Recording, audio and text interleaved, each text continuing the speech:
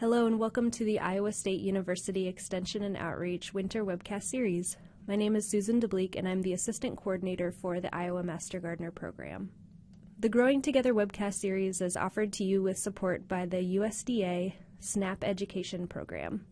From Seed to Table is the first webcast in this three-part series, and for each of these webcasts, Master Gardeners can gain 2 continuing education hours.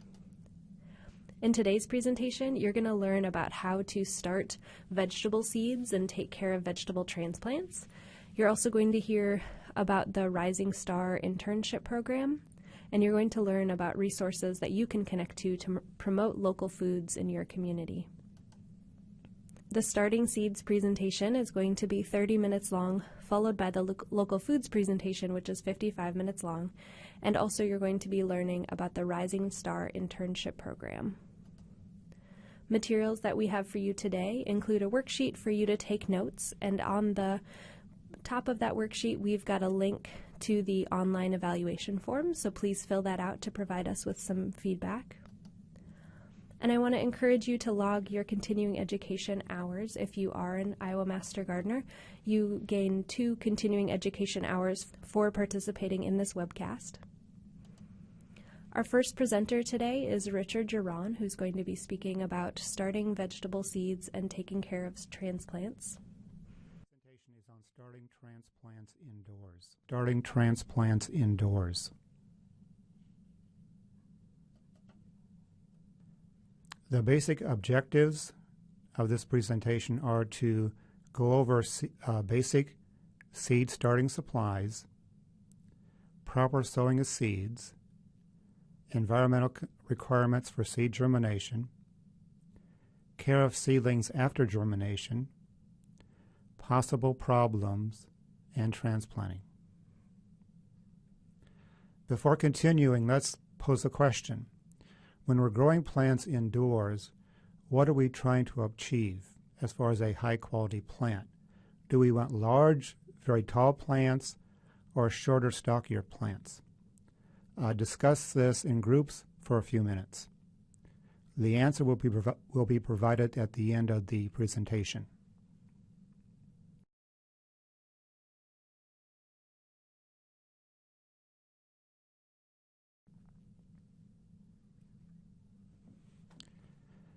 Basic supplies as far as starting transplants indoors include high-quality seeds, germination and growing media, containers, and lights. For best results, you want to purchase new seeds each year. The germination rate does fall over time, so you typically want to buy new seeds each year. Seeds can be purchased locally at garden centers, but they can also be purchased through mail-order companies. There are numerous mail-order seed sources, hundreds of different sources. Here are just a few. Harris Seeds is based in New York. They sell both to homeowners and commercial growers. They contain, or they have, a wide variety of seeds of both vegetables and flowers. Many, many varieties. You can purchase a small packet that may have 25 seeds in the packet. You can purchase several thousand seeds. Johnny Selected Seeds is a good source if you want to buy organic seeds, because many of their seeds are organic. Park Seed Company is a typical homeowner type catalog. They basically cater to homeowners. Seed Savers Exchange is based in Decorah, Iowa, and they specialize in heirloom seeds. Stoke Seeds also sells to both homeowners and commercial growers, and they have a wide selection of flower and vegetable seeds. Your germination mix should be a lightweight, sterile material composed of very fine, either typically sphagnum peat moss and vermiculite. They need to be very lightweight. They need to absorb some water but also drain well. So they should be lightweight, sterile, and composed of materials such as sphagnum peat moss and vermiculite. Seeds can be sown in a variety of containers.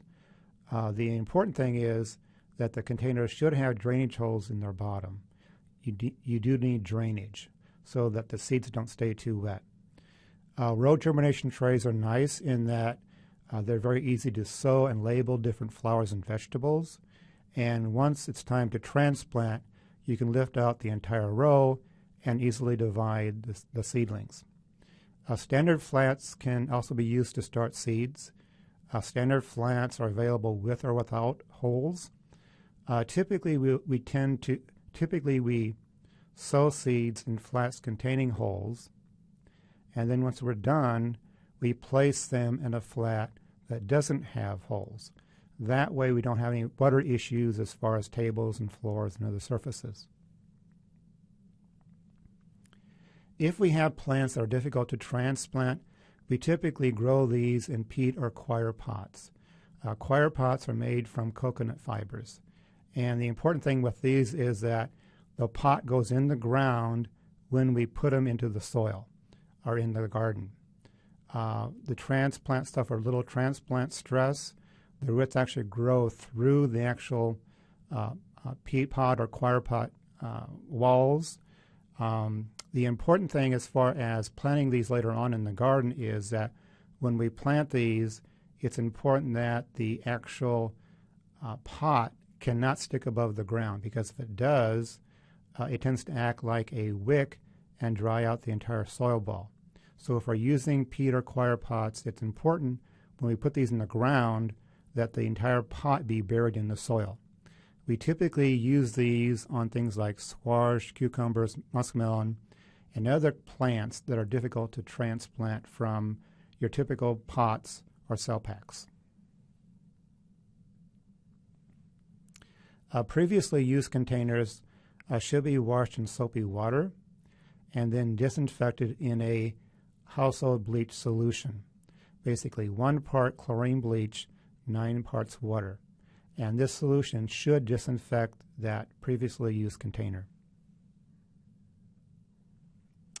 When the seedlings get to the appropriate size, we want to transplant these into inserts or sheets, and these sheets typically fit into standard flats. We have sheets that are available that contain 36, 48, 60, or 72 cells or plants. So if we have a 1206 sheet, that has 12 packs per sheet and 6 cells or plants per pack, or a total of 72 plants. If we have a 1204, that has 12 packs with 4 plants per pack. So a total of 48 plants. So if you want to have more space for your seedlings, you would use like a 1204. If you have maybe limited space to grow these, you might use a 1206 where you have more plants per sheet. Commercial potting mixes or growing mixes are different than the germination mix. They are typically more coarse. They hold more water, and they're typically composed of sphagnum peat moss, vermiculite, perlite, and a slow-release fertilizer. They may also contain very fine pieces of bark or some other organic matter. Plants can be grown in a sunny window, but they typically become tall and spindly because of insufficient light. For best results, you typically want to grow plants under lights. They can be LED, they can be grow lights. They tend to be rather expensive, but you can get by with a simple standard fluorescent shop fixture. The important thing is it needs to contain 2 40-watt tubes, and when you position this above the plants, they should be no more than 4 to 6 inches above the actual seedlings. You can use a timer to turn the lights on and off, and the lights typically should be on for 12 to 14 hours per day.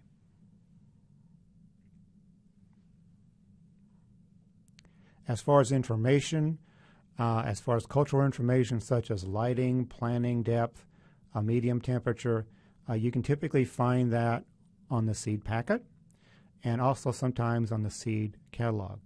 But it is important to know the lighting requirement, the planting depth, the medium temperature. That should be found either on the packet or in the catalog.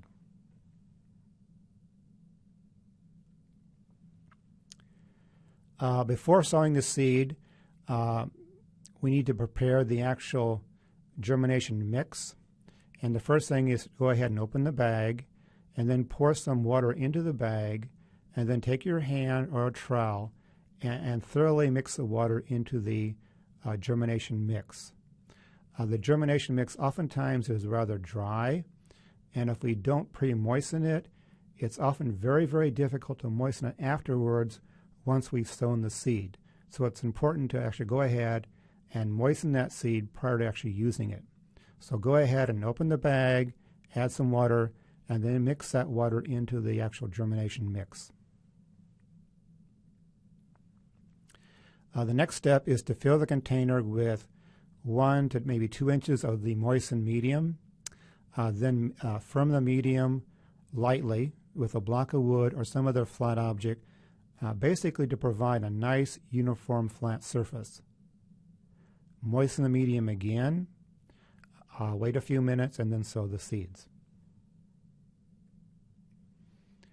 Seeds can be sown in a variety of ways.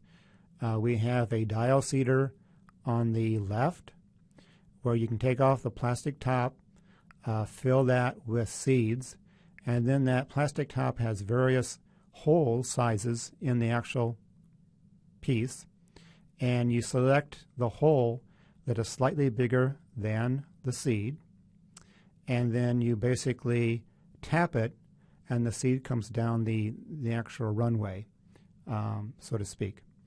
You can also just use a seed packet where you very carefully open it and then shake the seeds to the crease and then tap that seed packet to disperse the seed. We also have another device on the right where you basically turn the wheel on the handle that vibrates the actual tool, and then the seeds kind of come down the trough. Another very easy way to do it is if you have a flat-headed toothpick where you have kind of a rounded end and more of a pointed end. You can simply take that toothpick, dip the round end in water, and then pick up a seed by just touching it, and then simply place it in the proper location in your flat or pot. Now, as far as lighting, there are some plants, especially annual flowers such as wax begonia, impatiens, petunia coleus, that need light for germination. So you very carefully sow the seed, and then you kind of press the seed into the actual germination mix or medium. But just press it in so you have good seed-soil contact. Most vegetables like tomatoes, pepper, cabbage, broccoli, they typically need to be covered lightly with potting mix or germination mix. After the seeds have been sown, you want to go ahead and water again, and you want to use something that produces very fine water droplets so you don't dislodge the seeds.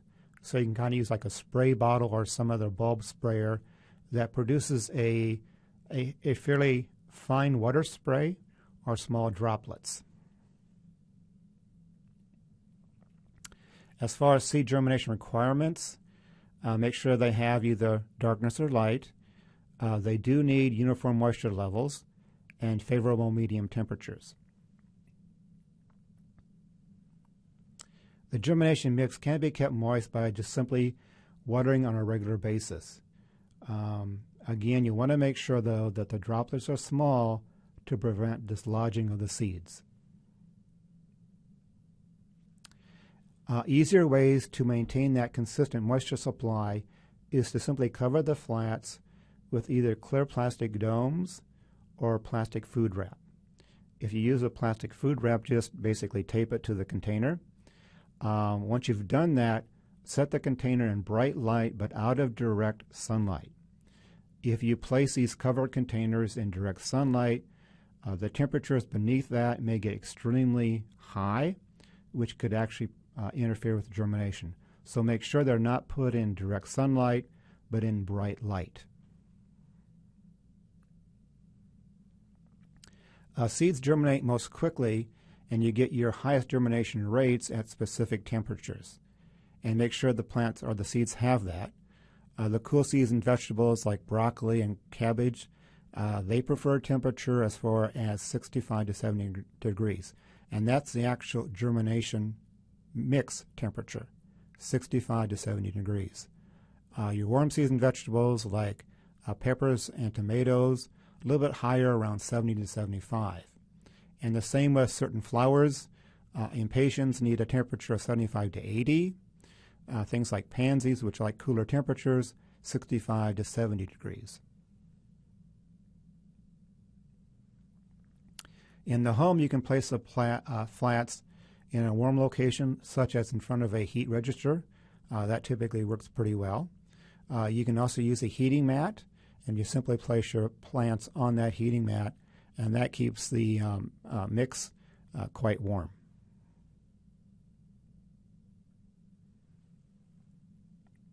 Crop times. Before you go ahead and actually sow your seed, you have to know the actual crop time. And the crop time is the length of time from sowing the seed until the seedlings are big enough, ready enough to go and plant outdoors. If you don't know that, if you start these plants indoors too soon, you're going to have very, very tall plants, very long, lanky plants, which really aren't ideal. So you want to know the crop time for each vegetable crop or flower crop. For example, peppers typically need 6 to 8 weeks. Tomatoes, 5 to 7 weeks. The cool season cole crops, cabbage, broccoli, cauliflower, 4 to 5 weeks. And the vine crops, cucumber, squash, melons, 3 to 4 weeks. In the case of cabbage, broccoli, and cauliflower, if we start these inside too soon, we're going to end up with fairly large plants. And sometimes, if they're very large plants, when we plant them in the garden, sometimes they don't form usable heads. So it's important for them not to be too big. As soon as the seed germinates, you want to remove either the plastic dome or wrap immediately. If we leave it on, that tends to encourage the seedlings to stretch and get very, very tall very quickly. So as soon as the seeds germinate, remove that plastic dome or wrap immediately. And then place the seedlings under fluorescent lights. Again, the light should be no more than 4 to 6 inches above the seedlings. Leave the lights on for 12 to 16 hours or 12 to 14 hours each day.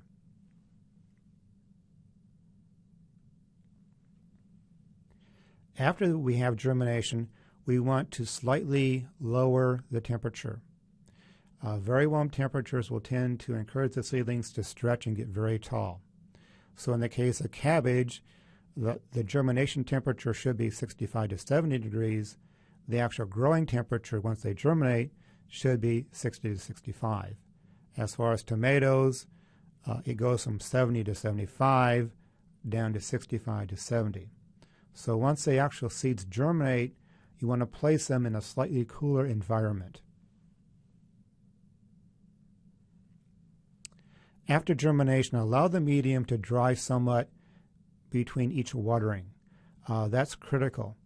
If we keep the actual germination mix consistently moist or constantly wet, that tends to encourage damping off, which may destroy some of the seedlings. So once the actual seeds germinate, make sure that you allow the germination medium to dry somewhat between each watering.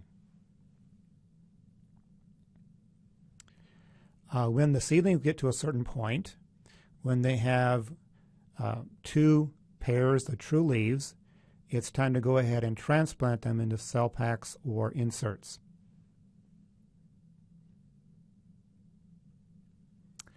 Before continuing, let's look at another question. What is wrong with this tomato plant?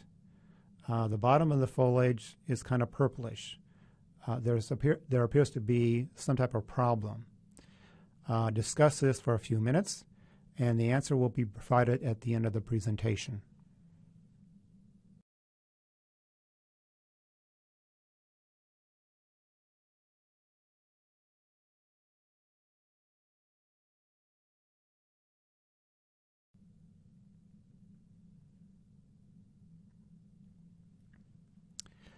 Potential problems as far as starting plants indoors. One is poor or erratic germination, where we don't really get the germination that we expect. For example, on tomatoes, if we provide the right environment, we can expect maybe 90–95% germination rate on tomato seeds.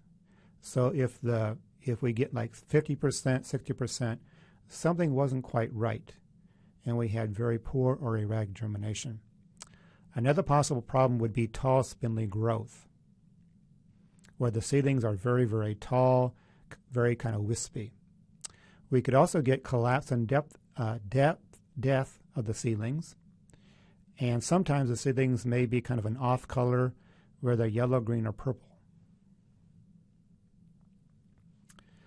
As far as poor or erratic germination, improper planting oftentimes is responsible, where maybe the seeds were planted too deeply, or we didn't have very good seed-to-soil contact.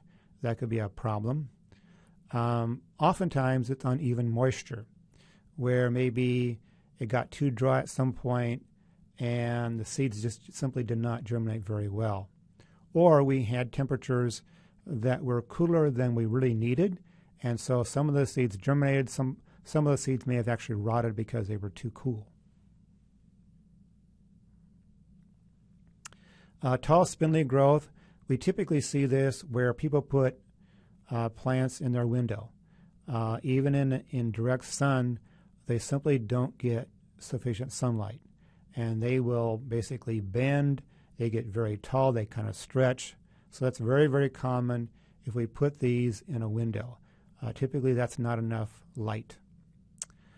It could also be due to excessive watering. Most plants are basically water, and if we keep them constantly wet, they just simply keep on growing. High temperatures could be a factor too. Again, that tends to lead to very rapid growth. Also, excessive fertilization could be a concern. Also, if we have a lot of seedlings in a small space, if they're crowded, they tend to grow up rather than outward. So that could be an issue.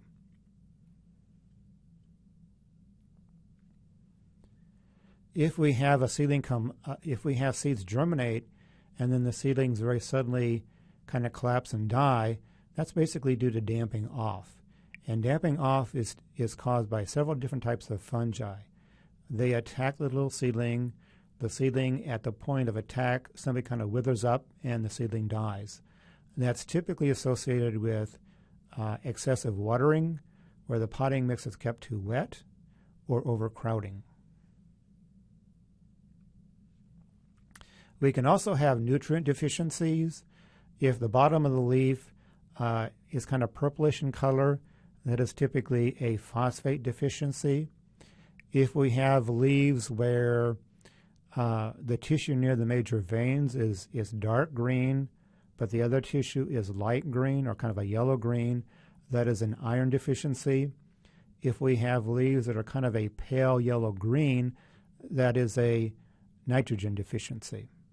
So that can be a problem too if we see kind of an off color.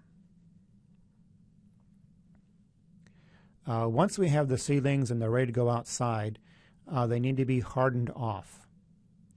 And hardening off is simply a process of acclimating the seedlings to outdoor conditions. If we don't do that, if we grow something indoors and immediately plant them outdoors, the actual seedlings can be badly damaged. The sun may actually damage some of the chlorophyll in the foliage, and it's kind of like a sunburn where the damaged tissue turns kind of a brown or tan color, where they simply get too much sun too quickly, and that damages the chlorophyll in some of the actual leaves.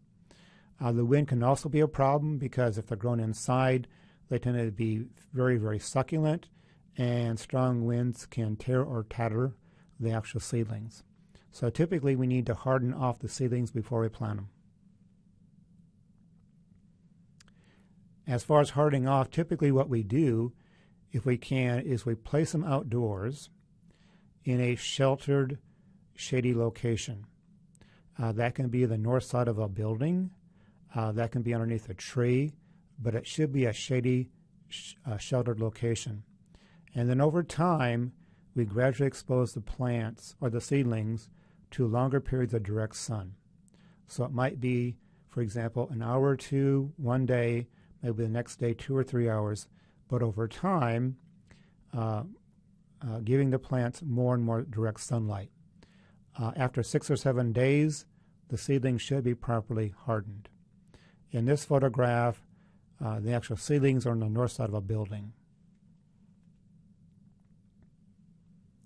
As far as planting seedlings in the garden, if possible, you want to plant them in the garden on a cloudy day or possibly late afternoon or evening.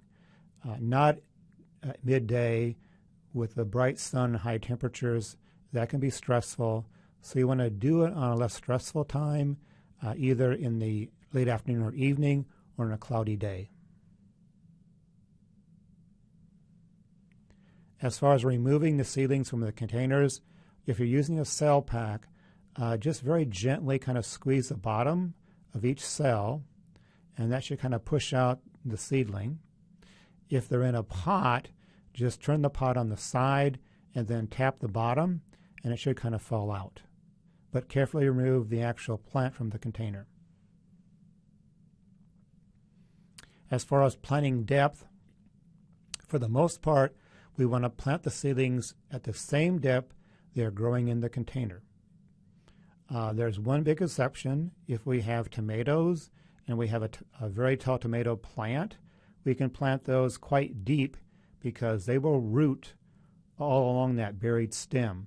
Other vegetable plants, other flowers typically don't do that. So tomatoes are an exception. Most plants should be planted at the same depth as are growing in the container.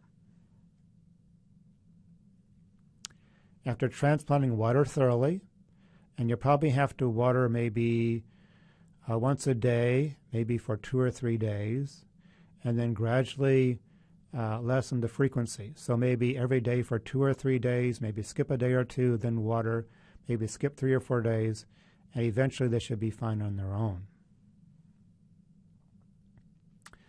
Going back to the questions that were posed at the beginning, in general, when we're selecting and growing garden transplants, are large plants better than small plants?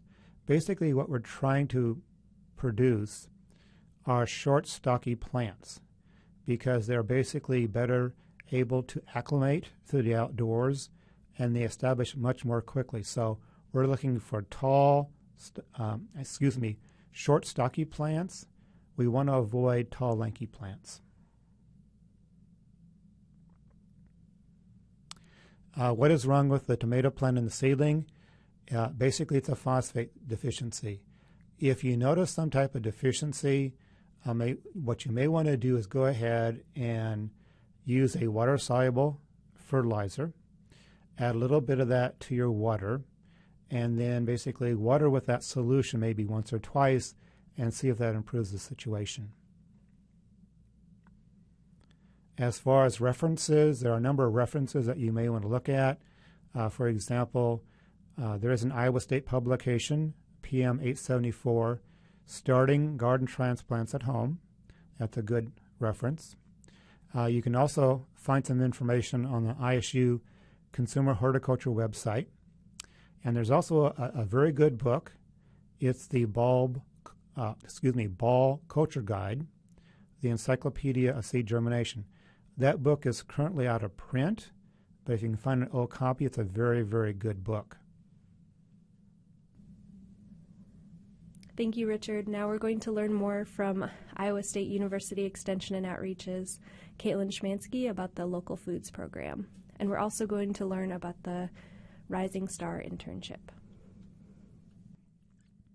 So first, a quick thank you to Susan for having me. I'm really looking forward to this. I feel so grateful to have been able to follow the great work that all of you have been involved with over the past 2 growing seasons, or who might just be getting involved now with the Growing Together project. I'm excited to be able to share information and resources today that I hope can support all of you in growing the positive impact of the food security work you all are so passionate about and involved with. So to give you a little heads up during our time together today, I'm going to start off by giving a little bit of an overview of global, local, and community food systems so that we can create a shared language. And then I'm going to be going more in depth into community food systems here in Iowa and the work of the Local Foods Program. I then hope to share some resources and tools that can help you explore ways that your local donation garden coalition can strengthen and expand food security and access in your communities. And finally, I hope that by the end of the conversations today that you will be able to see some mutually supportive possibilities for connecting the work that you all are doing with the larger community food system work happening where you live. So to help ground our conversations around food systems today, I'll start off by sharing that, when we talk about food systems, we're really talking about everything that goes into the process. So all aspects of food production, whether that's the way the food is raised, grown, and then how food is processed, so how it's harvested, slaughtered, packaged, or otherwise prepared, how food is distributed, where and how far food is sold to consumers, and how far food is transported. And then finally, how food is accessed and consumed, and how resources and waste are dealt with in the system. So food systems can be divided into really 2 major types. There's first the global industrial food system, of which there really is only one, and then there's sustainable local or regional food systems, of which there can be many. So to begin, the global food system has a much wider geographic reach than a local or regional food system. As you can see from this diagram, there are a lot of factors, actors, policies, and distribution steps that make up this system. It's very complex. This system mostly involves large farms and processing facilities using large transportation systems whose products most oftentimes are distributed to big box stores. While global food system allows us to have out-of-season products on demand, like bananas in Iowa at any time of year, as was visible in the last global food system diagram, national, multinational governments, companies, and organizations are really the ones who are setting the structure and policy for the system, and it can be hard to adjust the system to the local needs of your community. The other food system is a local or regional food system where foods are produced and purchased locally. So how is a local food system defined, or what is a local food? So right now, let's pause here for a moment, and with your group, take just 20 to 30 seconds to popcorn out answers of what you would consider to be a local food system, or what distance from you would you expect a product that you purchased that was labeled locally grown to be?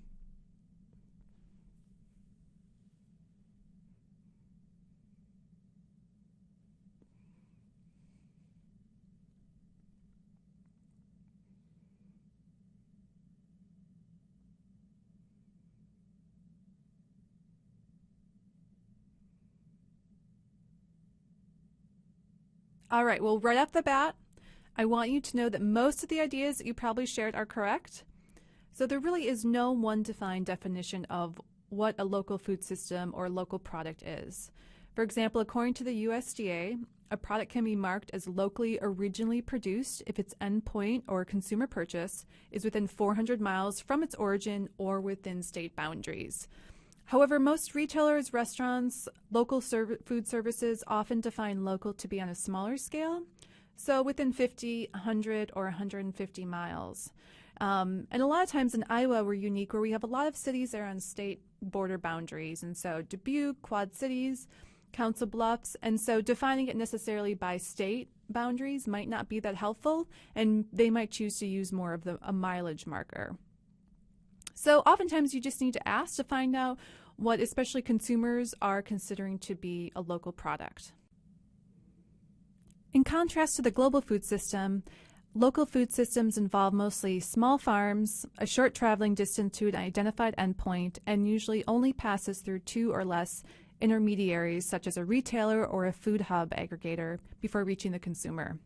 And so, as you can see from this image here, you might have a local producer selling direct to consumers, whether at a farmer's market, through a CSA share, or direct purchases on their farm. Or you might have a producer who grows products and then is distributing it to a local food hub or transportation service that is then selling it and bringing it to local restaurants, schools, institutions, or a local grocery store for consumers to purchase.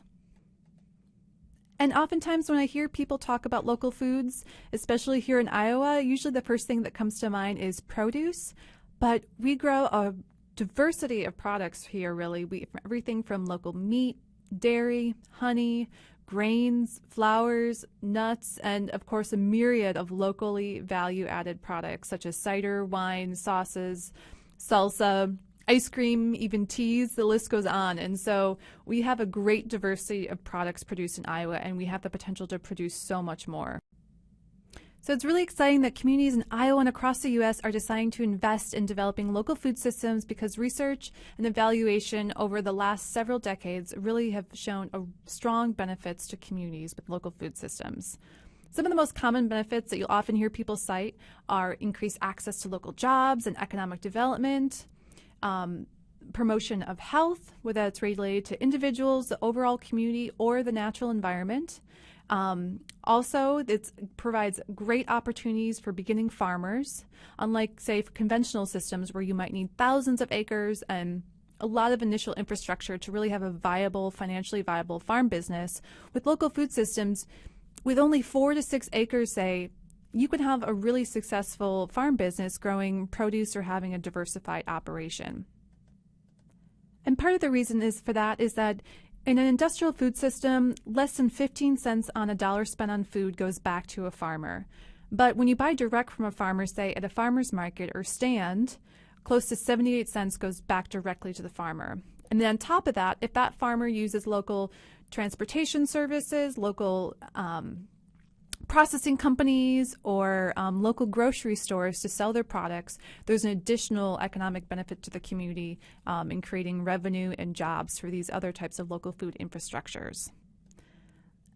And I don't want to kill you here with statistics and information, but one of the last things I'll just share, which I think is really great, is there's been a lot of research that's been done with youth and children, and when they're able to have access to local foods and growing their own food in school gardens.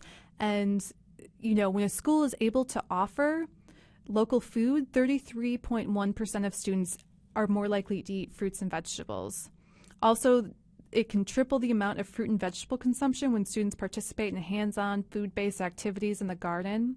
And when schools offer school gardens, close to 50% of students eat more fruit and vegetables. So I think this is just really shows an exciting opportunity to get kids excited about fruits and vegetables and health and learning to cook and create and grow their own food.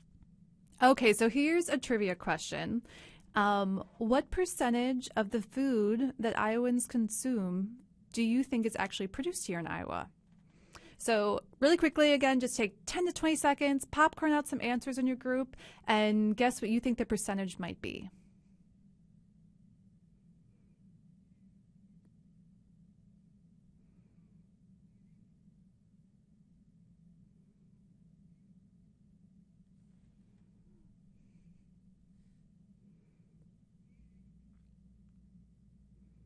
Okay, so let's see if you are right. So the answer is 10%. So on a yearly average recently, it's been about 10% of the food that we consume is grown here actually in Iowa. And so it's not even close to saturation yet. So that means there's a lot of potential opportunities and possibilities for continuing to grow local food systems here. And as you've probably seen through your donation garden experiences, a really small piece of land can produce a lot of food for a community. Okay, so hopefully by now you're excited and interested in local food systems, and I promise I'm just going to throw one last term at you, which is a community-based food system. And so really a community food system is creating place-based local foods. And so community food systems describe the adaptation, the creation of a food system for our communities that takes into account our local specific challenges, needs, assets, and cultural relevance. And so a healthy community food system is really a food-centered collaborative network of relationships integrating food production, processing, distribution, resource management, and enhances economic, environmental, health, and social fabric of a particular place. And I think that when a community food system is organized, citizens become more connected, partnerships flourish, and locally responsive programs emerge, and the community becomes more resilient to social, economic, environmental pressures. And so it's about how do you really infuse the specific needs of your community into a food system. So hopefully this infographic is a better visualization of what I just described in words. So as you can see, a community-based food system really strongly emphasizes the interweaving of all aspects of a system. And so, a great example would be the work you're doing for, its production. So it's in that green area and you're creating food through gardening. But then it also is very directly connected to consumption and access through the donation work you're doing with that produce. And in the meantime, you're infusing the work that you're doing with those central values that I mentioned earlier that are very specific to your own community. And so related to education, to policy, to social equity, to the economy, to the environment, and the wellness of your specific population in the community. So another example of interconnectedness in a local community food system would be the SNAP Double Up Food Box program. So basically it's creating the possibility for those who aren't aware of this program that for people who have food assistance funds, that they can use those funds at a local farmer's market, and for every, say, $10 that they spend, they'll get access to $10 free of local fruits and vegetables. And so the 2016 program evaluation found that 94% of SNAP shoppers report eating more fruits and vegetables because of this program, while 74% of farmers report making more money because of Double Up Food Bucks. And so, as you can see, there's benefits to local consumers who might have less access to food. There's lower risk to trying new fruits and vegetables, and there's better benefit to farmers. There's more consumers who are purchasing their products, and again, more money is able to stay in the local economy. And that's on top of that, with farmers markets, more people are coming together at an event and socializing and getting introduced to each other. So community food systems hold all of this promise for incredible benefits and improvement to local economies, environment, to our health. And I think with that, there's kind of this assumption that it will also bring more food security to our communities. And while that can be true, it doesn't necessarily mean that local community food systems are more equitable or just, or that everybody in the community will have greater food security. And so with this image, kind of the difference between when we think of equality and equity in a food system, equality really is the idea that because there's a farmer's market in our larger community, that assumes that everybody has the same access and ability to be there. But in reality, many farmers markets might not be accessible by public transportation, so people aren't able to get to them. They might be monetarily inaccessible because of the cost of the products that are sold at it. It doesn't mean that all farmers will have the same opportunity to sell products at it. And it doesn't mean that people will feel welcome at it and be able to find perhaps the products and produce that they usually cook with. So I think, really thinking that intentionality and relationship building and really discovering what the needs are and the assets of any community are so important to really living out the full benefits of a community food system for everybody. And so one thing I want you to really hold in the back of your mind is, as you go forward, how do we intentionally account for and remove barriers so that everyone has access to the full economic, social, and health benefits of a community food system? And in particular related to food security, how do we make sure that everybody has this access to the foods that are culturally appropriate when and where they're able to get? So many people have found out that approaching community food system development using a systems thinking approach is really valuable for harnessing the full potential of the possibilities and results and benefit.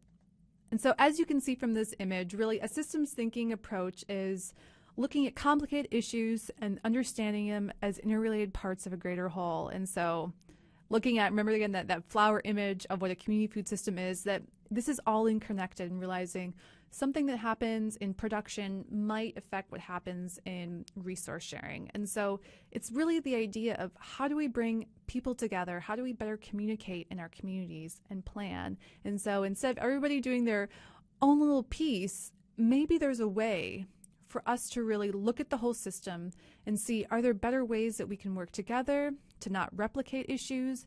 Are there gaps that we never realized because everyone was only working on, food access and donating fresh produce, but is there a really high need maybe for value-added products?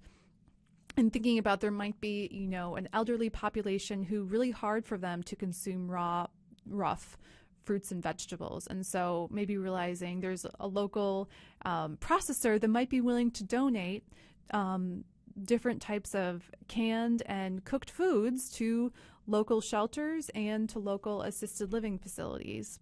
So that's kind of the idea here, is that how can we really greater impact the work that we're doing by working together? And so I love that at the point of me recording this, there was just a new report that ISD released and published in the Extension Store related to Shrink Smart Small Towns. And this report really highlighted that small towns, even with a shrinking population, can really thrive and have a high quality life. And they found that what these towns have in common is that they have so close social linkages, more participation in local projects, and belong to more organizations. They also are more open to new ideas and are more trusting. And I love that they have a picture of a farmer's market on the cover of the report. So I think that this really ties in really well and represents that cultivating intentional community and connections and relationship building really leads to resilient community building overall and can help a community weather difficult times and combat food insecurity. And so there's just so much power in relationship building in the work that we all are doing. So one quick example I just want to share with you that I think really, magnifies the usage of an intentional system thinking approach to community food system development is the Oregon Food Bank. And so the Oregon Food Bank really started out like most traditional food assistant programs did in the late 80s. And though over time, they decided to relook at the work they were doing, because if their mission was truly to eliminate hunger in Oregon, they needed to start looking at how they could change the root causes and address them of hunger, as opposed to just constantly providing Band-Aid food assistance. And so they kind of reimagined the work that they did as an organization, developed extensive partnerships across the state in local food system development, in health system sector, in people who advocate for issues that can be barriers for low-income families. And they now donate and distribute 15 million pounds of produce every year. By 2019, they expect to be distributing that much. And they also, provide nutrition and garden education programming, community food organizing activities. They also work with a lot of health programs, and they again do policy and advocacy work and really apply equity lens to all of their programming. And so, for example, one thing that they do is they do not require income or identification verification to participate in their food assistance programs. So if you haven't already kind of started to swirl around thinking about what are some of the community food system pieces that are already happening where you live, I just want to take 2 minutes or so, again, to share ideas in your group about what you already know of community businesses, events, programs, policies, initiatives that you're aware of. In addition, of course, to your donation garden, they're really supporting building community food systems. And so I'm sure between all of you, you will be more aware than you realize of all the great things happening. And, so some of those things to start thinking about are there local restaurants that purchase and highlight local foods? Is there agritourism? Is there, local businesses such as local wineries, farm stands, value-added businesses, CSAs, farmers markets, various food rescue groups, community gardens, school gardens, local food policy councils, farm-to-school projects and initiatives, youth programming that involves either cooking or gardening with local foods. And so together, just take a couple of minutes now. We'll pause for you to just learn from each other of what are the pieces that you've already experienced or are a part of yourself.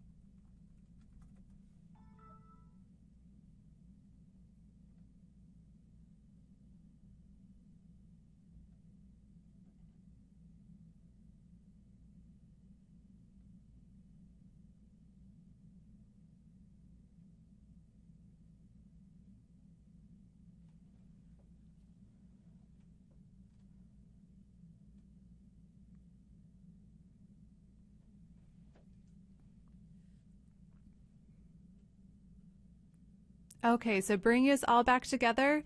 I wish I could be there with all of you in person to hear the great examples I'm sure you came up with, or maybe you started to brainstorm things that you wish were taking place in your community and new ideas for growth in your community food system. And so look forward to hearing about some of those ideas. So all the projects that you all probably just came up with or thought of for what's happening in your community or know of in your regional area, it takes a lot of work to plan, to develop, to support new business growth and new initiatives and programs. And so it takes a lot of energy from people who are willing to help coordinate this, do research on the best approach to these initiatives. And that's really where the local foods program was developed from. And so resilient community food systems really cut across all of ISU's core areas of food and the environment, health and well-being, economic development, and youth and engagement. And so we really try to work with communities to support them in using a collaborative systems thinking approach to developing their own unique community food systems where they live.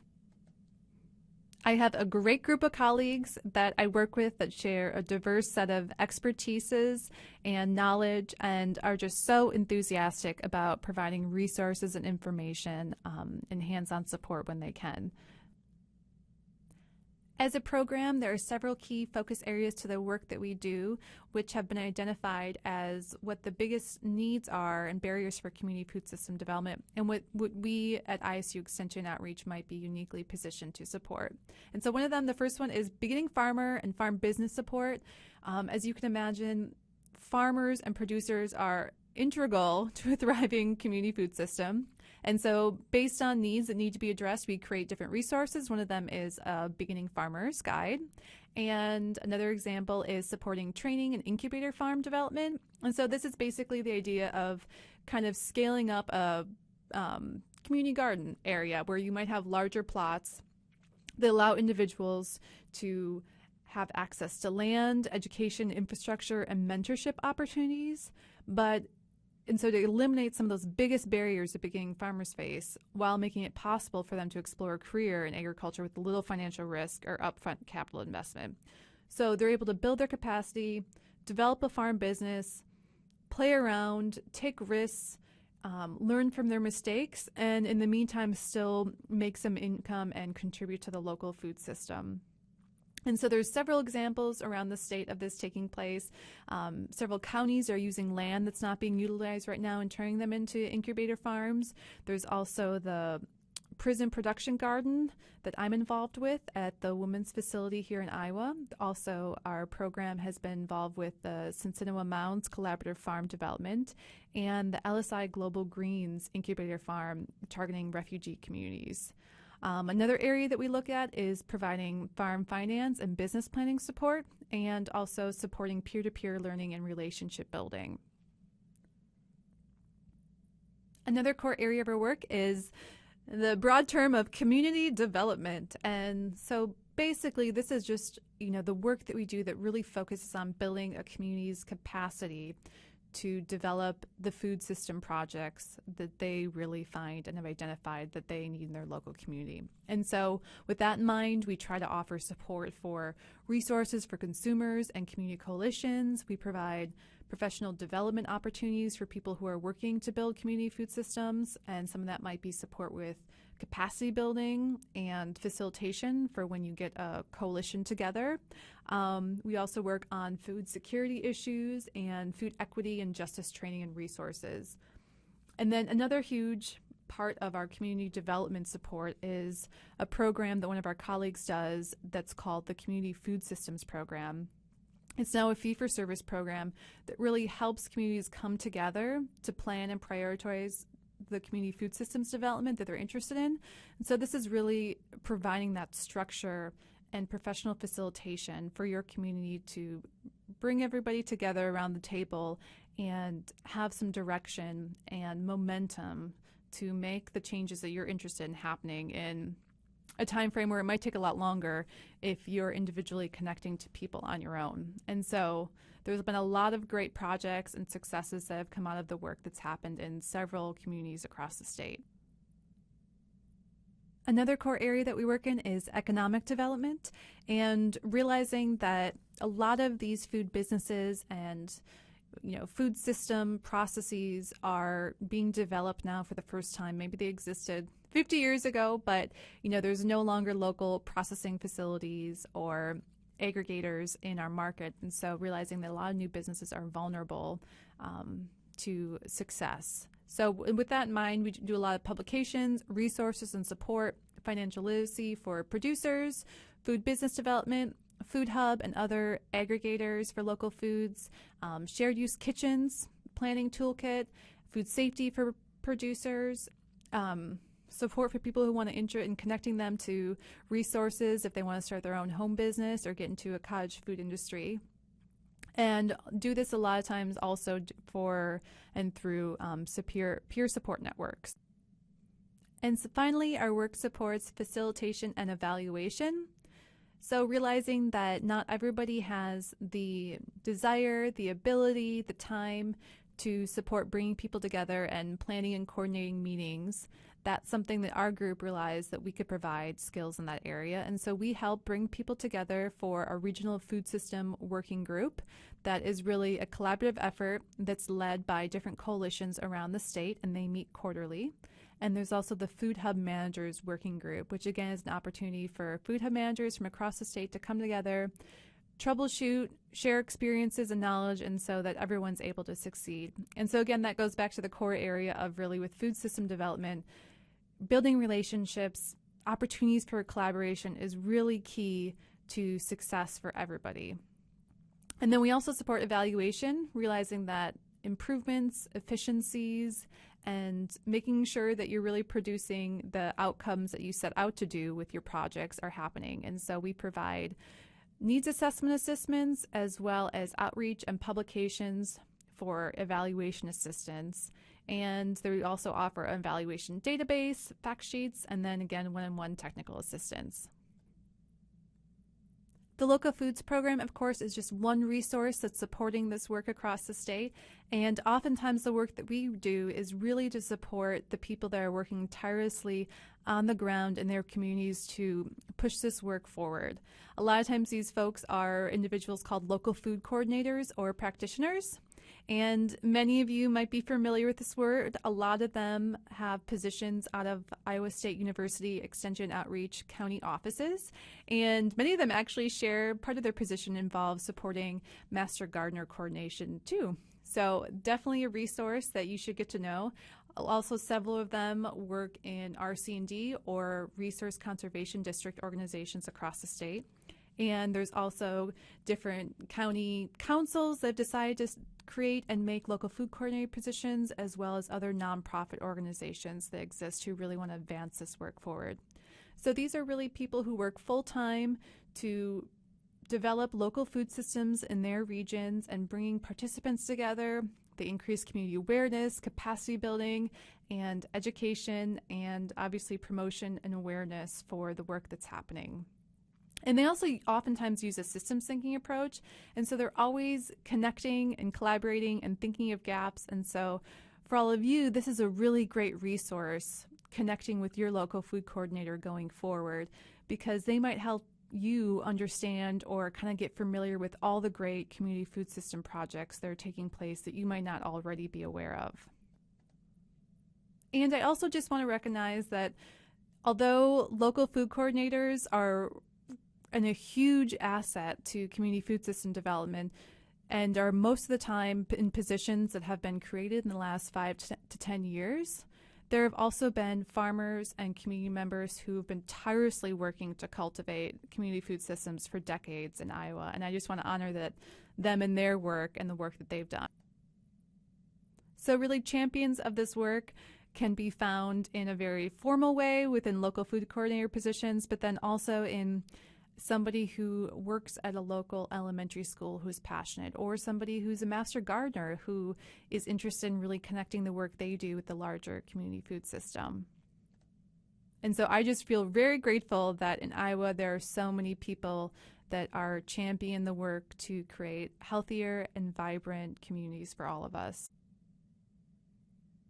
And here's a map of the Iowa Regional Food System Working Group. And so most of the people that participate in this are made up of those local food leaders, those local food coordinators, and practitioners. And so each color on this represents a different coalition. And so some of them, is just on a county-based level all the way up to a regional level of 8 or 9 counties. And so quarterly, this group gets together, meets, collaborates, and know that this map is available on our website and a resource for you to kind of find out who's doing work in your area and how can you connect to them. So there is such incredible work that's happening all across Iowa, and I could spend over 2 hours kind of beginning to list all the great examples, but I just want to kind of list off some of the more unique ones that maybe you haven't heard of, and will get you ideas swirling in your own head. And so groups have come together to create an advocate for having a food policy council in their area. There's been really unique farm to school and early childcare opportunities, and so some of them are having a local farmers market at an elementary school and tying local foods into health goals. So the promotion of creating worksite CSA shares, creating orchards and edible landscapes at a hospital, supporting incubator and training farms, and of course farmers markets that accommodate SNAP funds. Also, there's been support for mobile markets for low-income areas, and so really bringing that fresh produce option to people where they're at, and creating local food business opportunities for individuals with disabilities. Examples that instead of going the traditional fundraising route for a 4-H club of wrapping paper, candy, or danishes, they decided to partner with a local food hub, instead offer healthy, locally produced food options. There's also people who have created a local food lunch at a hospital, which is an opportunity to support local producers, create awareness, and also serve a population that crosses different economic and social stratas. And so, everybody, or most people, take advantage and need to go to a hospital. And so that really is able to target a unique population. Another example is in the bottom right-hand corner here, Rising Star Interns, which, if you're not familiar, are an opportunity that's offered through Iowa State University Extension and Outreach of college students who during the summer have the opportunity to be partnered with a regional extension district and kind of develop and support local food projects, whether that's related to cooking and nutrition at a local library or summer feeding program to farmers market and local producer support. And so this is a really great opportunity to kind of put in the back of your head that a lot of times these students go out into communities across Iowa and infuse all of this energy and, design really cool projects. But then after they leave, there might not be the capacity for those to continue on. And so that is a really great project for volunteers such as master gardeners to partner with Rising Star Interns on to help them continue the work that they've developed after their summer project. Hello everyone and welcome. My name is Caitlin Brake. I am one of the Region 20 Rising Star Interns. I also worked with Tamata Doe and Bree Burnett Larkins. Region 20 consists of Henry, Lee, Louisa, and Des Moines counties. And the Region 20 Rising Star interns have focused on local food education by building knowledge of the locally produced foods, including meats as well as produce. Interns have created marketing tools, blogs, social media campaigns, and events that have helped consumers learn more about seasonality, harvesting, and preparation. The Rising Star interns have learned the importance of creating and utilizing existing partnerships. Across the state, many local food initiatives are in place, all with the goal of helping individuals increase their access to locally grown food, while at the same time decreasing food insecurity among families and individuals with reduced incomes. Let's take a minute and have you identify some potential partners in your community that have an interest in local goods and food security. Some examples to look for include local libraries and child summer library programs, schools, FFA, 4-H members, churches, food pantries, the Farm Bureau, Chamber of Commerce's, livestock commodity groups, nonprofits, area agencies on aging, and of course research farms. ISU Extension and Outreach's mission is to help Iowans make informed decisions by applying relevant, needs-driven resources to create significant impact in our state. Food systems are at the core of ISU Extension and Outreach's signature issues. A valuable partner for the Master Gardeners to seek out would include the local food initiatives in their area. Rising Stars have been able to work closely with these projects. What's the name of some of the local foods initiatives in your area? An example of a local food initiative in Region 20 is the Eat Fresh Southeast Iowa project. The Eat Fresh Southeast Iowa project is a coalition of regional food producers and community partners who are committed to the development of local food opportunities in Southeast Iowa. Other partnerships include farmers markets. At farmers markets, food demonstration, educational displays, and food tastings provide an opportunity to bring local foods to consumers. These partnerships have helped consumers try locally grown produce that they might not have tried before, or may have encouraged their participation in the market. The Fellowship Cup is one example of a nonprofit that Rising Stars work with to increase access to locally grown foods. Examples include programs such as Veggies Made Easy, Prepping for the Freezer, and Harvesting Veggies at the Muscatine Island for consumers. Youth are typically more willing to try produce and then encourage their families to try. Youth can be reached in many settings, including camps, summer school lunch programs, as well as county fairs. Iowa State Extension and Outreach has many high-quality educational resources and curriculum that can be available for Rising Stars and Master Gardeners. Two examples include Kids in the Kitchen and Produce Basics. The Rising Stars interns have also created a variety of resource materials that can be shared across the state.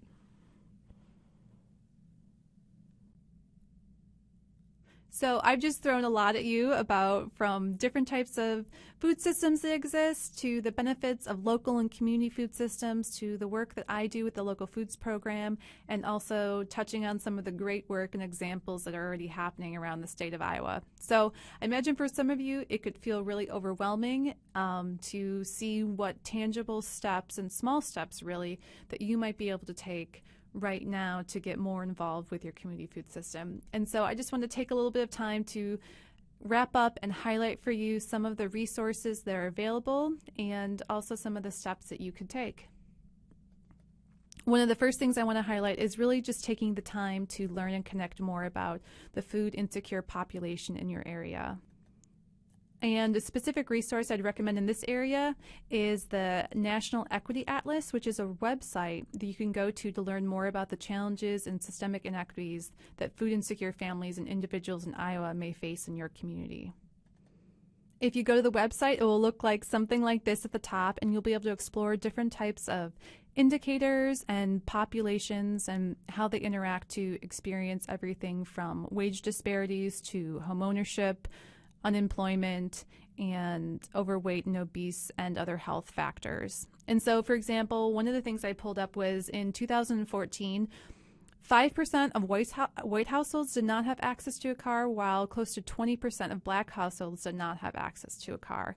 And so, it really highlights that reliable and affordable transportation is critical for meeting daily needs and accessing everything from educational and employment opportunities located in your region. And for households living in regions without robust transportation systems, access to a car can be critical, so especially in rural areas of Iowa. And low-income people and people of color are most likely to be carless. And so that's really something, as you think about where your donations are going or where food access organizations are located, are these places that are being able to reach all populations, especially those who might not have access to reliable transportation. And to take this one step further, here are some examples of other organizations or places in your community that you might not have thought about connecting with. And so this might be everything from hunger coalitions and task force to local affordable housing and transportation groups, youth and family services, halfway houses, meal programs, healthcare clinics and hospitals serving low-income populations, faith organizations, Head Start programs, YWCA and YMCA, meal delivery programs for senior populations. And hopefully through connecting with these organizations, you might be able to see new collaborations or gaps in your community that you haven't been able to see before. One example is this. I know that the Story County Hunger Coalition came together and kind of mapped out where food resources and sites were, and came to the realization that a lot of the meal and food pickup sites were in Central Ames or Story City. And so with rising rental rates in Ames, many low-income families and individuals have been pushed to the outskirts of town. And so again, going back to thinking about a lot of these families might not have reliable access to transportation, and they're now living in areas that might not be close to public transportation, or it might take a really long time, that getting access to some of these meal sites might be really difficult for them or require 2 or 3 hours of their time to be able to go pick up food and come back for their family, and they might be working 2 jobs. And so kind of seeing that gap and how you might be able to readjust or develop new opportunities for supporting populations that might not currently be able to access the food resources in your community. In addition to the groups and resources that I just highlighted, I also want to touch on 2 populations that I have had the opportunity to work with that are oftentimes completely hidden or excluded from food insecurity work and community food systems development. One example is prison populations.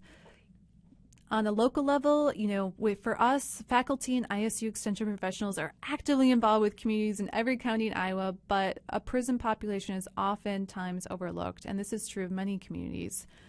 This population, though, is really important to the health and integrity of the state because, after all, 95% of offenders will actually be integrated back into society, and rehabilitation is essential to successful reentry. And so education programs, job skills, and a sense of accomplishment and connectedness can be critical factors in lowering recidivism rates. And so I've had the immense privilege of being able to be a part of a production garden project that has been established at the Women's Facility in Mitchellville, Iowa. And from my experience, this project really has improved the ability of quality, fresh produce to be served at the prison. It's improved physical health. It's impacted lower weight gain, lower blood pressure. It can impact the mental health of individuals and also the behavior. And so not only are individuals in this population developing job skills through gardening, design, they have increased employment opportunities when they get out of prison, and it ends up lowering recidivism rates. And when I think about this project, I think similar to the donation gardens that you all are a part of, there's so much value beyond, necessarily just the pounds of produce that have been grown or donated in these gardens. And really the relationship and behavior changes can support building a more just and vibrant food system. And one example that really comes to my mind is that there was a perception before this program started that from the food service staff at the prison that women wouldn't eat salad greens. They're not going to eat it, they're not going to like it, and so kind of discouraged the production garden crew from really growing any type of leafy salad greens. And so The women decided, though, to experiment and try it anyways, and they were able to grow over 350 pounds of fresh salad greens this year that were served on the salad bar, and the women loved it, and they devoured it, and there never was any wasted fresh salad greens at any of the meals. And so after the season, the food service workers really realized that, it changed their perception of what type of foods they might assume that certain people will eat or not eat and what their preferences are. And so this can be really powerful for overall cultivating systems change. And I know there is a history of master gardeners partnering with local state or county prison facilities to provide floral and food-based gardens on the grounds. This is happening in several places in Iowa, and also I know, as another semi-local example, Kansas has a great formalized master gardener program that works directly with prison populations on skill sharing and donating volunteer time. And so that's something that if your group knows that you have a correctional facility in your area, that you could explore or see if there is any opportunities to collaborate on gardening. Another oftentimes invisible food insecure population in our communities are migrant and seasonal farm workers. Despite the fact that they pick and handle high amounts of food and seeds, farm workers and their families experience high rates of hunger. It can be very difficult for them to get access to food since stores are often far away from rural production sites and many workers don't have access to transportation. Also, fear of being stopped by police or the immigration department prevents many from leaving the camps where they live. So contrary to belief, many migrant farm workers are U.S. citizens or legal permanent residents, and every year thousands of farm workers are hired in Iowa. Many of these workers do not live in Iowa, too. So they come from places like Mexico, Texas, and other states, and many may speak Spanish and have limited English skills. And so last year alone, Iowa had more than 8,400 registered migrant and seasonal farm workers, and it's estimated that the number is probably over 10,000 if you include those that are not registered with Iowa Workforce Development. Iowa farms hire workers to harvest, detassel, and sort seed corn. They work in egg production and hog confinements. They work on crops such as cucumbers, potatoes, soybeans, melons, apples, flowers, greenhouses, bee and honey production, and a lot more. And they also harvest grapes for wine production. And so they are an integral part of our food system in Iowa. And many of them experience legal challenges and issues while they're here in the state of Iowa working. For example, farmers may not have access to water or bathrooms that are available in the fields for these workers. Their housing might have poor drainage system, exposed wires, and other safety issues. There might be problems with them getting the compensation that they have promised, and also problems with transfer of public benefits from state to state. So if they're originally coming here from Texas and needing food assistance and they had food stamps in Texas, it might take quite a while, be very difficult, especially if they don't speak English, to transfer those services to Iowa while they are here. Also, many migrant seasonal farm workers travel with their spouses and children, and schools oftentimes might not let their children register for classes. So one idea is to maybe explore and see if there are large migrant seasonal farm workers that work in your county or region, and find out where some of their housing facilities might be, and see if perhaps dropping off food boxes would be an option with culturally appropriate food. That's something that's been really successful and appreciated in other states around the country. But again, with this, learning and listening would really be key in the relationship building, since you might not be aware that if they have access to a stove or things where they can cook food, so understanding the type of produce and things that are supported and given to this group of people might need to be things that they wouldn't have to worry about having access to certain equipment in order to be able to eat it. So if you are interested in kind of seeing ways that your community donation coalition or your Master Gardeners group can kind of go beyond just supporting and looking into ways you can support specifically food insecurity projects in your area, another thing that you could do is go another step further and connect to other formal and informal community food system groups in your area. So I've already touched on a few examples. One of them is trying to connect with your regional food system working group coalition that might be located in your area or closest to you. This can be found on our website if you search for the acronym RUPUSWIG and then click on the link that says "Where is our work?" And of course, anytime you can just email me and I'm happy to send you the direct resource as well. And also, this might be another opportunity to connect with larger coalitions to see if, in your previous work you did in exploring food insecurity organizations, could you potentially connect with women's shelters who are serving food insecure populations to plant gardens and beautify their landscape? Could you potentially support farm-to-school efforts through helping to volunteer in a community garden during the summertime when a lot of times they might need extra support when students aren't in session? And so I'd highly recommend that you go to our website and you can look for resources that are there to help you engage with other community food system projects. So for example, we have a publication that's Make Food Safety a Priority. So if you're getting interested in being involved with school gardens, there's resources to support you in doing that. Also, we have web pages for funding opportunities. So if you're looking to support how you might expand your donation garden or school garden, this is a great way to see if there's any funding options that you could apply for. As I mentioned earlier, another project that's always great success is, like I said, to connect with or see if there'll be Rising Star interns in your county this summer. And volunteers like Master Gardeners can be an integral resource for cultivating long-term sustainability of a project where somebody might have the capacity to only be there for a month or two, but for somebody to help continue on that great work can be really important. There's also been a lot of projects where Master Gardeners have supported helping to revitalize greenhouses at high schools and other types of facilities that might have this great infrastructure, but it hasn't been used in a while. And so to get that started and to get, education and local food system production going in the wintertime. And finally, I would just highly recommend that if you aren't already, to stay connected with the local foods program. We really try to highlight new opportunities, resources, and also really great projects that are being developed and happening around the state through our website. So if you go to our website, you can go to news to explore a blog and stories of community food system work that's happening.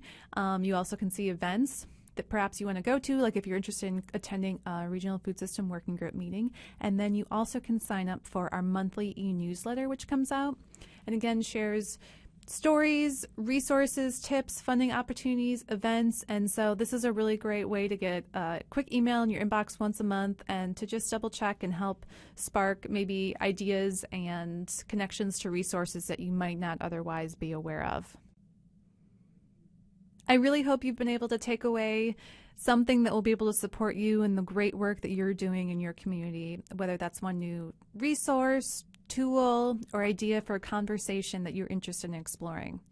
And so I'd really like to offer up that your group take some time to percolate these ideas together, talk about what you may have learned or what you might be interested in exploring, or just about some of the ideas you might have shared earlier on about cool local food system work that's happening in your community that you didn't know about, and so learning more about that. So one of the questions that I would offer up is kind of just talking about how might your group learn from and strengthen other food security work that's already happening in your community. So how can you strengthen those relationships to really mutually support the work that another organization is doing with the work you're doing? And so thinking about ways you might use your produce to support other aspects of your community, whether that's donations to local health clinics, meal programs, or child care centers, which might oftentimes be overlooked but serve a low income and a food insecure population. Is there other people that you might want to connect with that could provide a valuable voice for your work? Have you really spent a lot of time connecting with the food pantry or donation site that you partner with and their experiences and their feedback that they've gotten from their clientele that could really inform what you decide to grow in your garden? Another question that you could think about is how can you help address the diverse needs of the food insecure population in your area? And so kind of thinking again of the National Equity Atlas, as well as conversations that might take place or that have already taken place in relation to the first question about, are there more culturally appropriate vegetable varieties that you could grow? Are there any unique health challenges to consider that prevent people from being able to eat certain fruit and vegetables, or who might not have access to the kitchen equipment to be able to cook certain types of fruits and vegetables? Another great thing that you could explore is the idea of asset mapping. And so really kind of writing out and quickly jotting down, who has your group met with? Have they met with your local food coordinator? Others doing food systems work in your area? Who seems to be left out of this picture? Are there producers that would be great to connect with? People who are working on food production and the supply chain and processing, or who might be working with different composting programs in the city or the community. And so kind of goes back again, how can you bring all of those different pieces that are swirling around and all those different partners together to really kind of see the bigger picture of how your work is connected to other groups and sectors in your community?